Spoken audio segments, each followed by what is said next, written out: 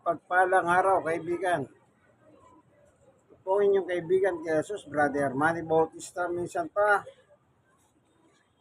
meron po tayong pag-aaralan. Meron akong hawak na dalawang Biblia rito. Ang isa poimen, ang isa magandang balita Biblia. Po,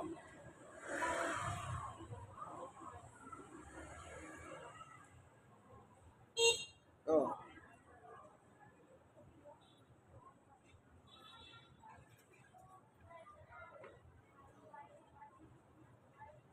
Ngayon, meron tayong titignan para sa kapanatagan ng ating kaisipan.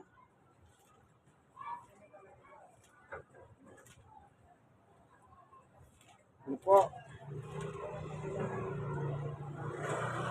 Ngayon, dito sa Isaias, may sulat sa Isaias, pero bago tayo papalahod doon, tayo muna panandali ang manalangin. Panginoon Diyos na makapangyarihan sa lahat. Minsan pa, dumudulog kami sa iyong luklukan upang kami samahan mo sa aming pag-aaral, upang sa ganon kami po'y lubusan na makinabang sa iyong turo at aral, sapagkat ang iyong turo at aral ay napakahalaga sa aming buhay. Salamat po sa ngalan ni Jesus. Amen. Dito po sa Isaiah 66, may nakasulat kasing ganito. 17. Ang sabi ni Yahweh, yan, malapit na ang wakas ng mga naglilinis ayon sa tuntunin ng pagsambang pagano. Yang pagano po, yan ay isang reliyon din naman na hindi po kristyanong mga yan. Pag sinabing pagano, pagans, sumasamba sa maraming Diyos. Ganun po sila. Yan ibig sabihin ng pagano. Mapagsamba sa maraming Diyos. Kasi rin ito, lumang tipan nito, panahon ni Isaias. Ulitin natin, Isaiah 66:17. Ang sabi ni Yahweh, malapit na ang wakas ng mga naglilinis ayon sa tuntunin ng pagsambang pagano.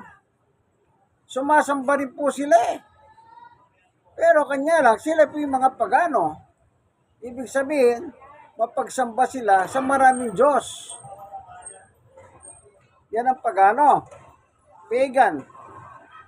Sumasama sa nagpuprosesyon. Nagpuprosesyon pa pala sila nung araw. Ibig sabihin, yung prosesyon po ngayon sa ating panahon, nang dumating po dito yung rebulto ng galing sa Acapulco, yun po yung Nazareno. Dinala po dito sa Maynila nung ay sa nababasa natin, napapanood sa television ay 1600. Yan, 1600. So ito, sa panahon ni Isaias, tingnan natin kung kailan nagsulat si Isaias.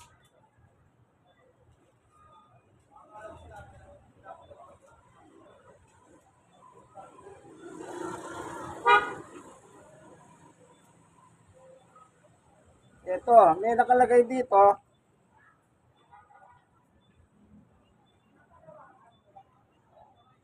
Babasahin din dito.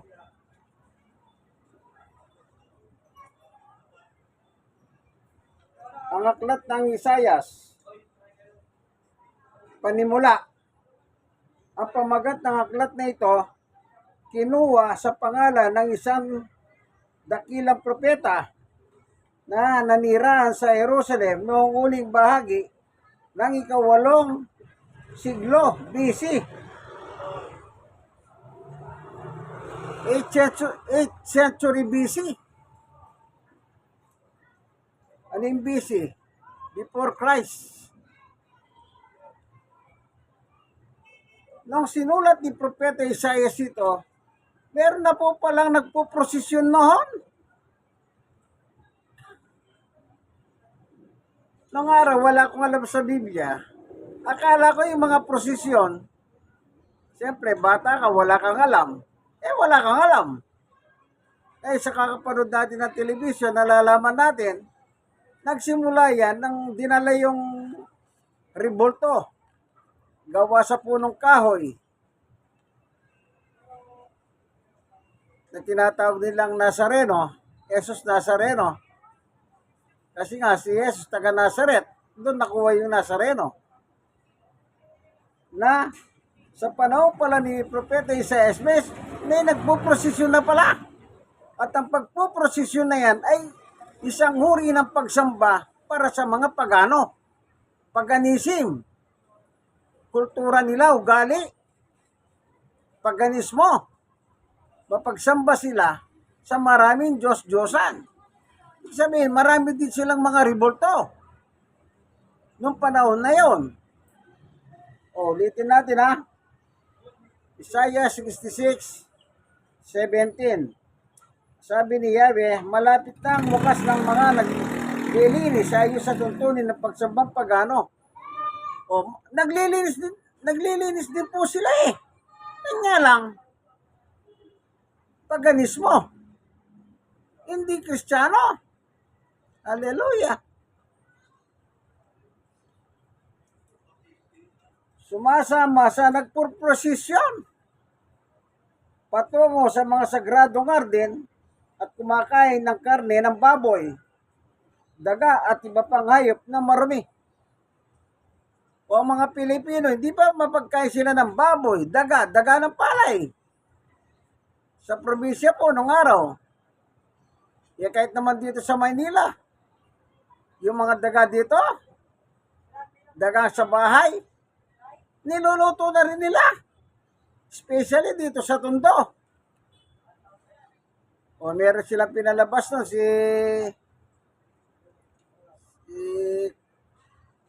David yun sa Channel 7.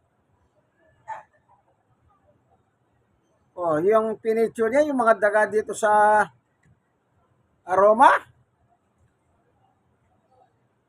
Merong isang matatay doon. Talagang pinakita nila. Naka-video eh. Si Karen David. Lahat ng mapanan niyang daga. Kara David. Yung anak ni Professor David. Si Randy David na kamampangan sila, no? Kababayan ni GMA yun. Pinicture niya yun, napanood ko sa television, Channel 7 eh. Kung ilan yung nahuli niyang daga, niluto at kinain nila ng pamilya niya. Daga dito sa Tondo yun ha, sa basura. Kasi sa basura siya namamana eh.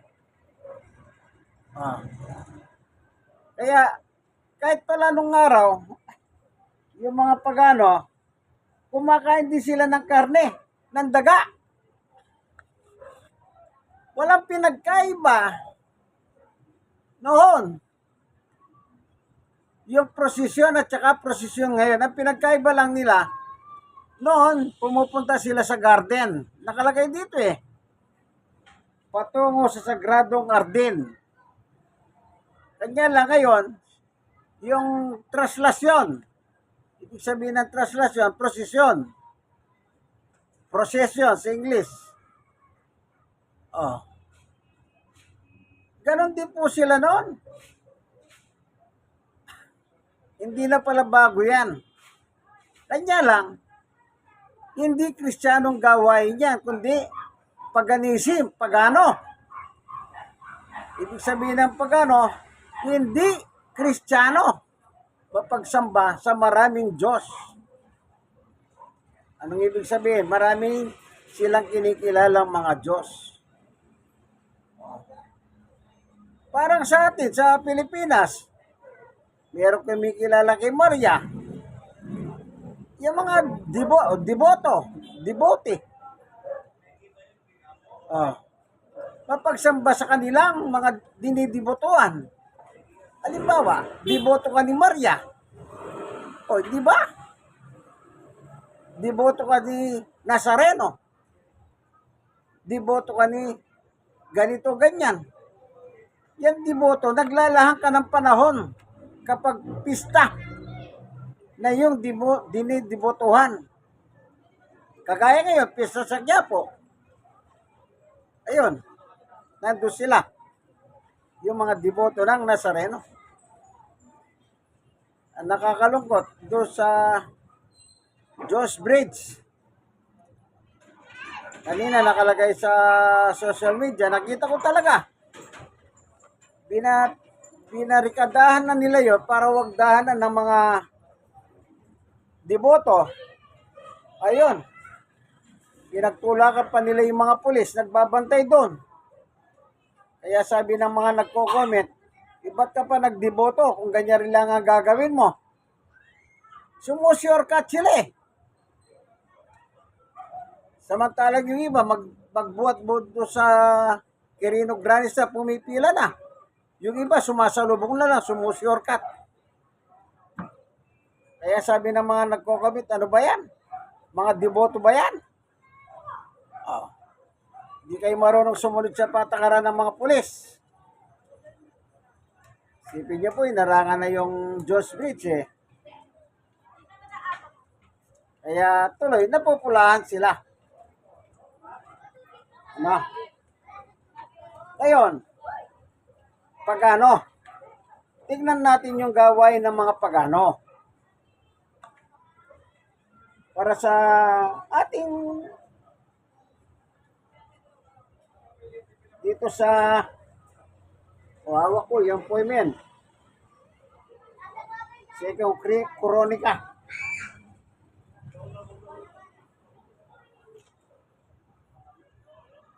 Ito.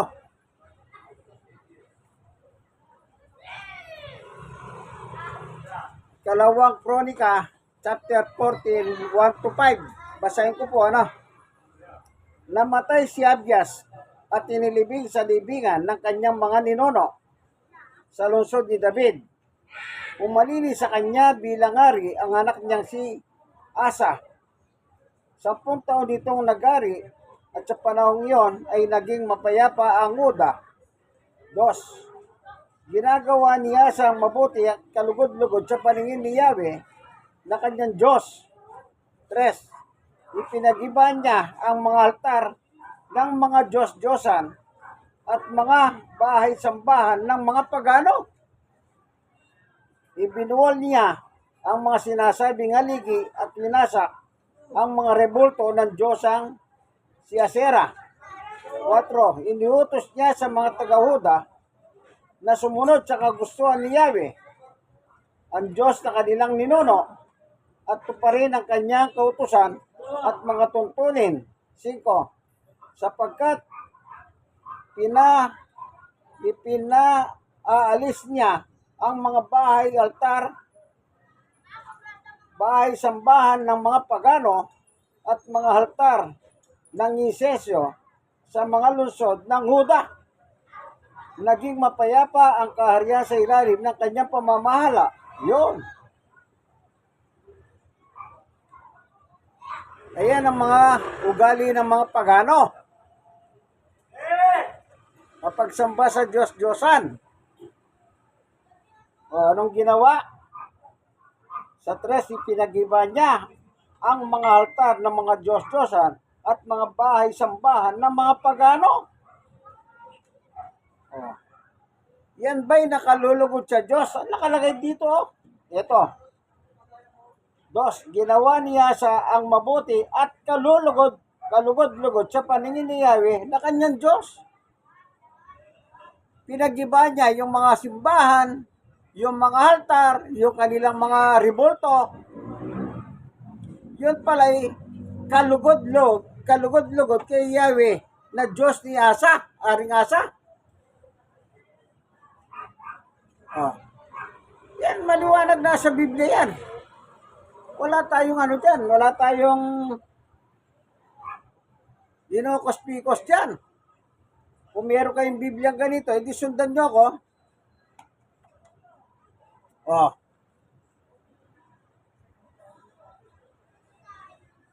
pinagiba ng hari ang mga simbahan, ang mga pagano, ang mga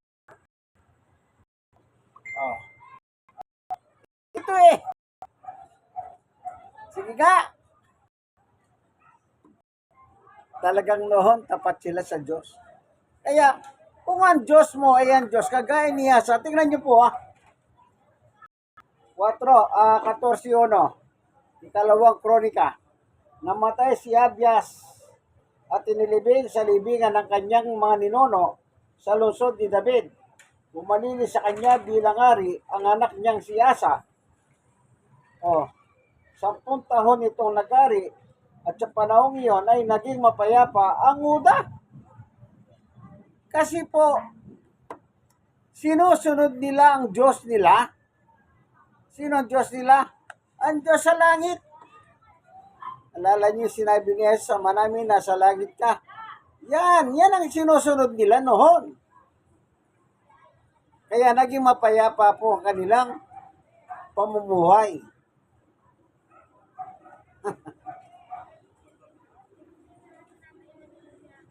Pero yung ngayon, ito, doon pala may prosesyon na, no? Dito naman,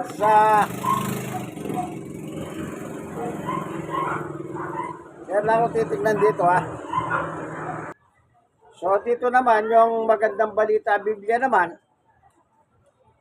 ito,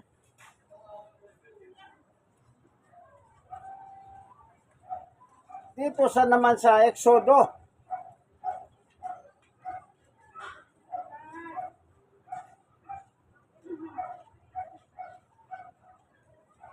medyo mababa ito, chapter 32 ito eh.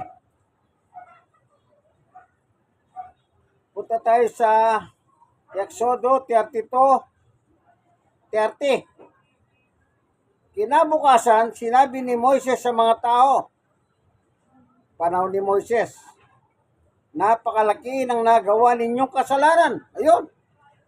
Bakit nasabi kaya ni Moises sa harap ng mga tao, napakalaki ang nagawa ninyong kasalanan? Yan, titignan natin ano.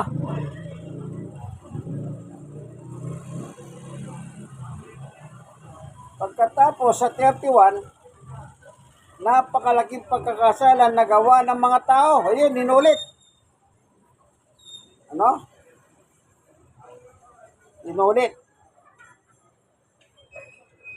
Ay, sa 33, sumagot si Yahweh, kung sino nagkasala sa akin, ay siya kong buburahin sa aking aklat. Diyan mo makikita kung gaano ang Diyos ay Diyos ng katwiran. Kung sino nagkasala, siya ang aking buburahin sa aking aklat. Meron palang aklat ng Diyos. Tagatala, may tinatala pala.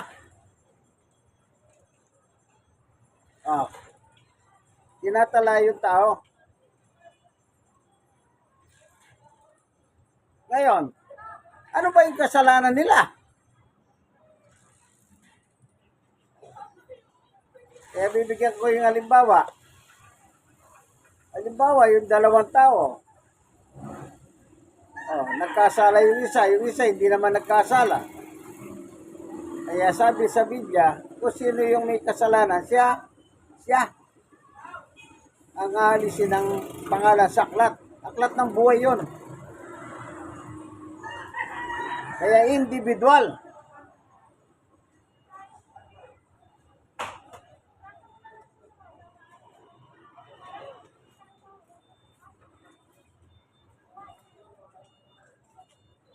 Dito sa Bagong Tipan,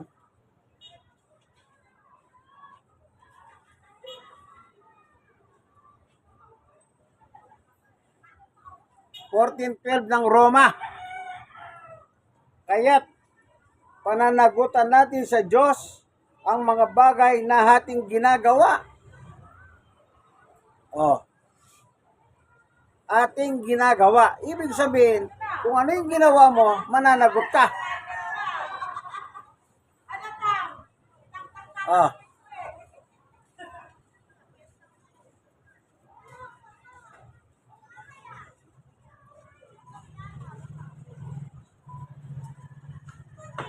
Halimbawa, sa isang pamilya, yung isa lang ang nagkasala, siya lang ang parurusahan. Hindi kasama yung miyembro ng pamilya. Mananagot ka sa Diyos kung ano yung ginawa mo habang nabubuhay ka sa lupang ito. Yung ginagawa ng mga nagpo-prosesyon, ay, hindi sa Diyos yan. Bakit ko nasabi? Wala namang, lalo na ngayon, ang tema nila ngayon sa prosesyon, 2025 ng Jesus, ay translasyon ni Jesus Nazareno, sumunod sa Kanya. Mas mabuti ang pagsunod kaysa sa handog, sabi kanina sa misa. Habang nanonood po ako, nagmimisa.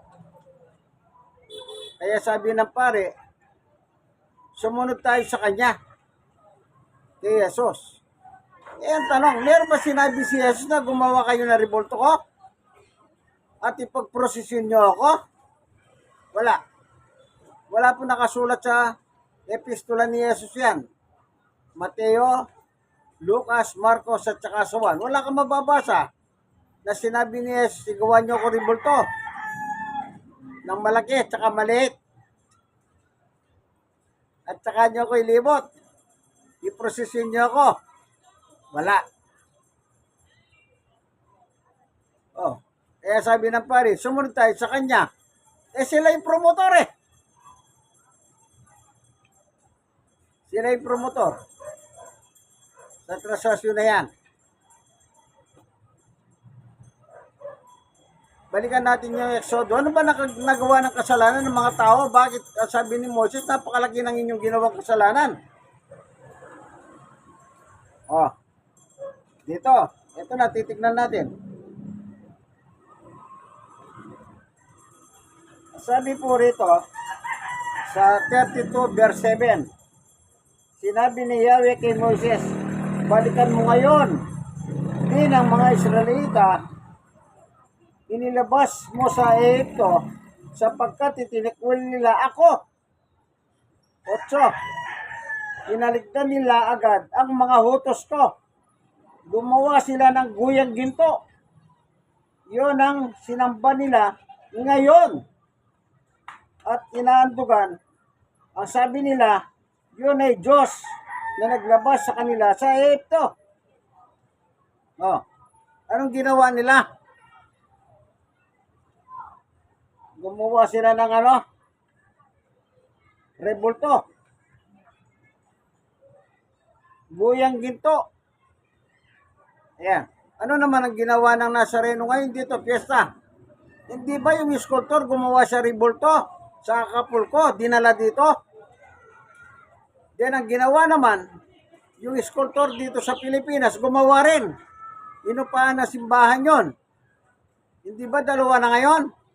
Yung isa nasa loob ng Quiapo Church, yung isa yung nililibot. Yung galing ng Acapulco, tinanggal yung ulo. Yung ulo, nilagay nila doon sa ginawa nilang katawan dito sa Pilipinas. At yung katawan, yung ulo na ginawa sa Pilipinas, yung inilagay nila sa revolto ng Acapulco. Na yung nasa mismo simbahan ng Quiapo, yung ulo gawa sa Pilipinas, yung katawan gawa ng Acapulco. Yung naman nililibot nila ng 55 years na yata, nakalagay kanina ron eh. Hindi ako magkamali, 55 yung nabasa ko. Yung katawan, made in Philippines. Yung ulo, made in Acapulco. Ginagawa nila pagkatapos, hallelujah, dinadalanginan nila. Yung rebulto. Yan. Ang ginawa naman dito, rebulto. Ang ginawa naman sa panahon ni Moises, guyang ginto. Pero yung guyang ginto na yun, gawa po sa ginto. Mas mahina pa yung sa kanila ginto eh. Yan. Walang pinagkaiba doon sa ginawa nila kasi doon nag-celebrate sila sa panahon ni Moises. Oh.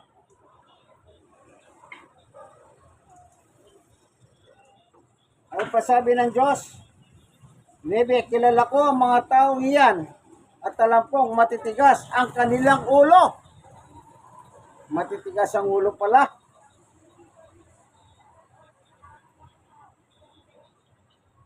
Hard-headed. Ganyan din yung mga namamanata dito. Matigas ang ulo. Kahit anong paliwanag mo, wala. Sarado.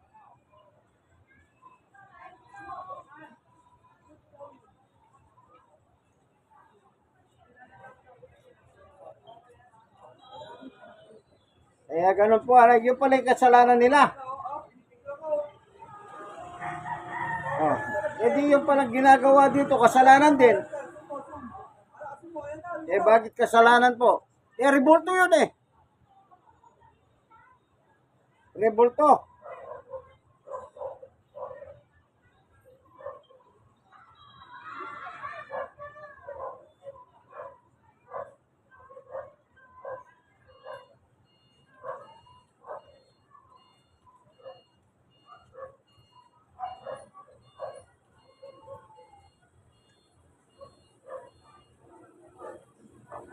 Sa 35. At pinadala ni Yahweh ng sakit ang mga tao sapagkat pinagawa nila ng guya si Aaron. Si Aaron po pala yung gumawa ng guyang ginto. Anong ginawa ng Diyos? Nagpadala siya ng sakit. Yun ang parusa. Noon, napakahigpit po ng batas ng Diyos noon. Merong nakatala po dyan sa Biblia, araw ng pamamahinga, namulog lang ng patpat, panggatong. Pinatay po siya kasi po hindi siya sumunod. Pero ngayon, kaya hindi sila pinaparusahan ng Diyos, yung mga tao sa panahon natin, sapagkat nasa ilalim na po tayo ng biyaya. Awa, grasya ng Diyos. Tingnan natin na sinabi dito sa 1:3:17. No, pinaparusahan kagad. Kita nyo? Yung sumama doon sa rebultong ginto na baka, pinadala sila ng sakit. Eh kung gawin kaya ng Diyos ngayon yan, nakita niyo yung makapal na nasa prosesyon? Kung padala na sakit yan, sa tingin nyo, saan sila hospital tatakbo yan? Saan gamot sila kukuha? Wala, mamamatay sila. Kahit yung pinadala sakit ng Diyos, yun ang ikinamatay nila. Ilan yung namatay? Ilan? Tignan natin ano. 23,000.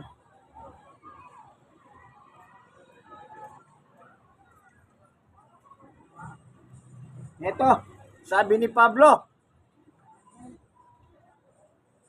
sa unang Korinto, chapter 10.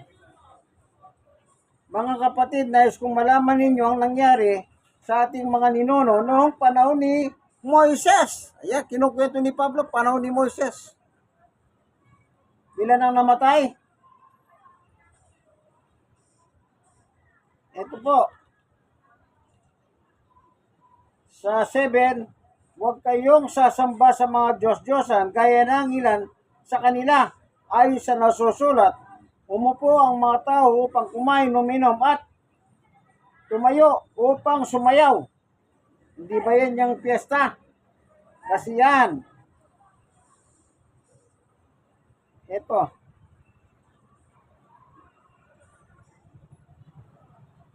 Sa 6, ang lahat ng nangyari ngayon ay babala sa atin upang huwag tayong magagat ng masamang bagay gaya ng ginawa nila. Masamang bagay pala yung ginawa nila kay panahon ni Moises. Yung revoltong baka. Nasulat para sa ating panahon natin, sabi ni Pablo, maging babala sa atin. Oh. Parehas eh. Nagpista din sila.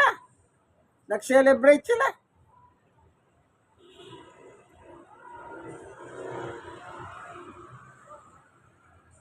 Ngayon, ito, namatay oh. Kaya't 23,000 tao ang namatay sa loob ng lamang ng isang araw. Sa verse 23,000. Isang araw namatay. Isipin niyo po yun. 23,000. Marami ng tao noon. Sa panahon ni Moises, ay ang kinukwento ni Pablo. Ngayon, hindi ba marami?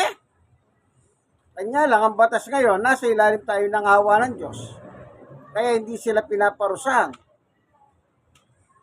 Binibigyan silang pagkakataon, magsisi,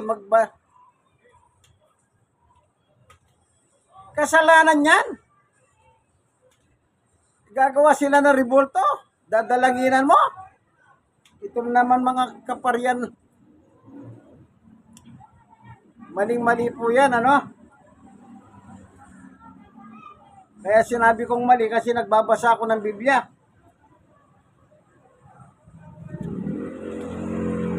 Sa 1:3:17 o 16:17 muna.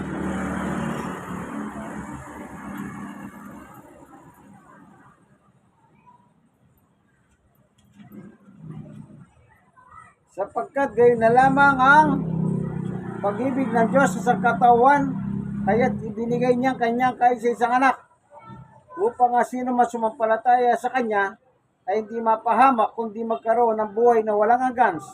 17. Isinugo ng Diyos ang kanyang anak, hindi upang atulan, maporsa ng mga tao, kundi upang iligtas ang mga ito sa pamamagitan niya. Yan. Hindi pala gusto ng Diyos na parusahan ng tao, kundi iligtas. Kaya ngayon, nasa ilalim tayo ng biyaya, awa ng Diyos, pero sa lumang tipan, ilan na namatay sa isang araw? 23,000. Isipin nyo po yan. Ganon kabagsik ang batas noon. Sabi ko nga po, mayroon nakatala sa Biblia. Namulot lang ng panggatong. Araw ng pamamahinga. Pinatay. Alinsunod sa batas ng Diyos.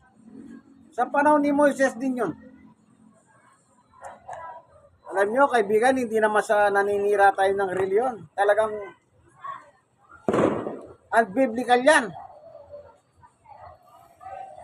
Noon pa pala, meron ng prosesyon, panahon ni Isaias.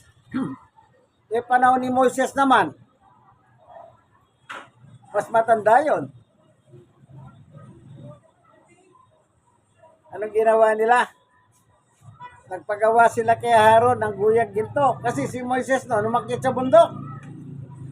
Kinausap siya ng Diyos. Yun yung napapanood natin 10 Commandment. Kinausap siya sa burning fire. Burning bush, yung kahoy na susunog, hindi natutunaw. Yun yun. Binasa ko. Nakatala sa Biblia kanina. Kaya nagpagawa sila ng ginto ng Diyos-Diyosan kay Aaron. Ang ginawa ni Aaron, eto. Sige, labas yung ginto nyo, mga pilak nyo. Sabi niya, tinimbang. Ginawa. Ano sabi nila? Ito ang Diyos na nagligtas sa amin, naglabas sa amin sa Egypto. Bukas, magdiriwang kami ng pista. Nagpiesta sila.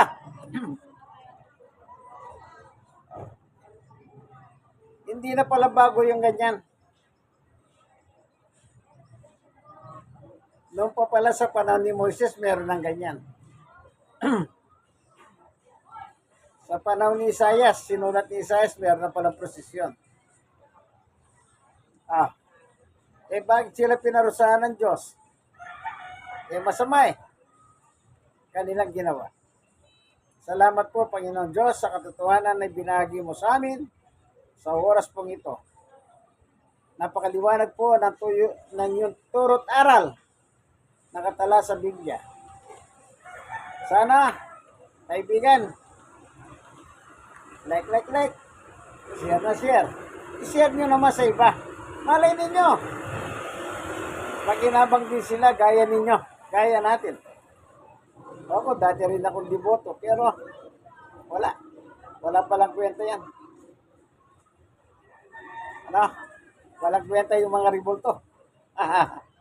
Ribulto, gawa ng kamay ng tao, gawa sa patay na punong kahoy, tapos kakausapin pa.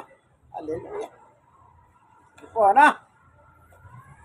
po ang inyong kaibigan kay Jesus, Brother Manny Bautista. Tandaan niyo po, pwede kayo mag-comment pero huwag kayo magpura. Hindi ko naman kayo minumura. At walang siraan ito. Nagbabasa po ako ng Biblia. Dalawang ginamit ko. God bless us all. Bye-bye!